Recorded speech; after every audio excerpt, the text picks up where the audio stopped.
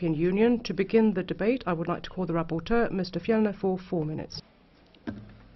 Thank you very much, Mr. President. I think I'll do this in English because it will be a lengthy and complicated debate. First of all, I'd like to thank everybody that's been working with this file together with me. It's been a momentous task.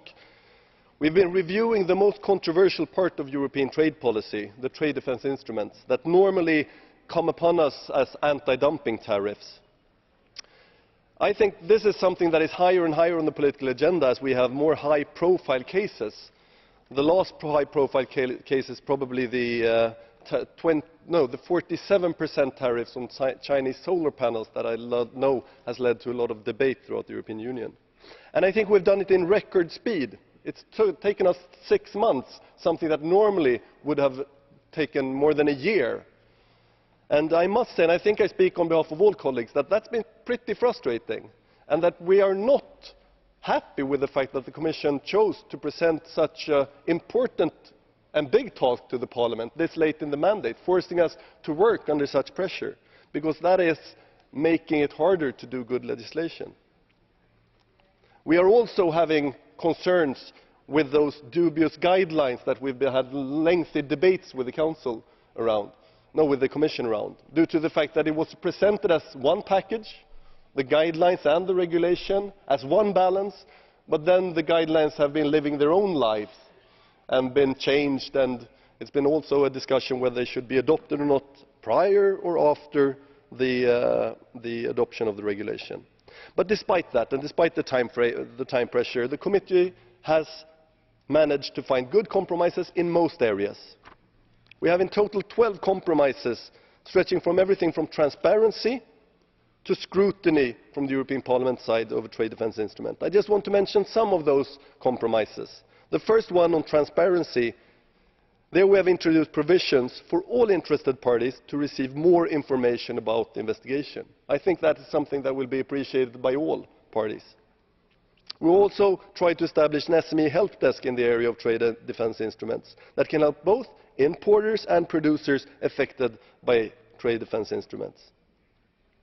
We've also tried, as I said, to increase Parliament's possibility to monitor the implementation of this regulation.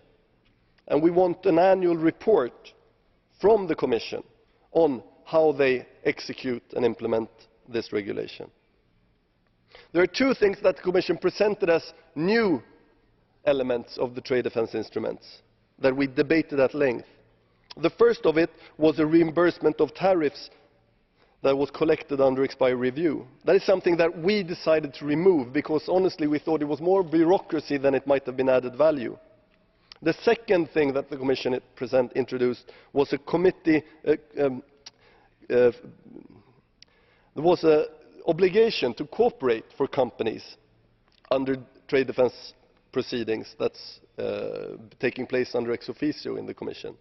That is something we debated at length, but we concluded that we don't think it should be an obligation, merely a request from the Commission, because especially for small and medium-sized enterprise, it might be very burdensome to be forced to hand in all that material that's needed.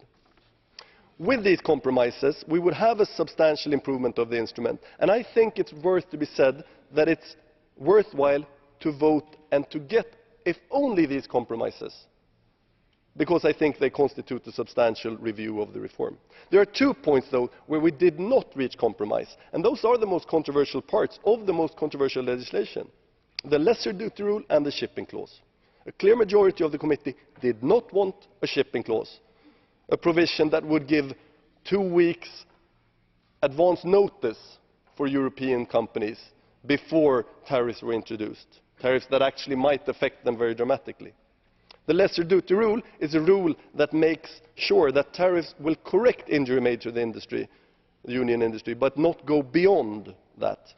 And a big majority of the committee wanted to remove that lesser duty rule. I think, and you know that, and most of my colleagues, that that's a mistake. I think that going beyond injury will not only lead to higher tariffs, penalizing our trading partners. I think more importantly that it would higher the price on trade. Higher tariffs will not only make imports more expensive, it also risks to make export more expensive.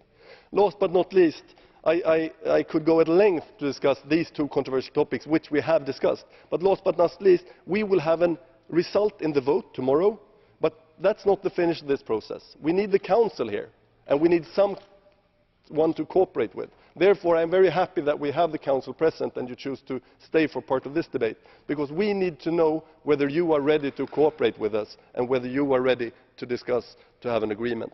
Thank you. Köszönöm szépen.